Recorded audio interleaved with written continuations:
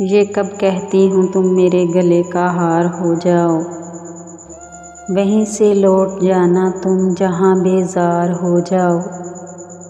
मुलाकातों में वक़्फ़ा इसलिए होना ज़रूरी है कि तुम एक दिन जुदाई के लिए तैयार हो जाओ।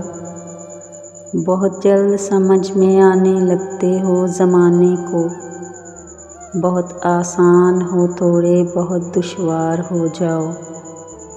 भला की धूप से आई हूँ मेरा हाल तो देखो, बस अब ऐसा करो तुम साया ये दीवार हो जाओ।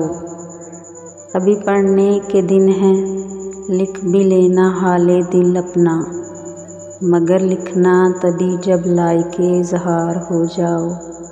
मगर लिखना तभी जब लायके इज़हार हो जाओ।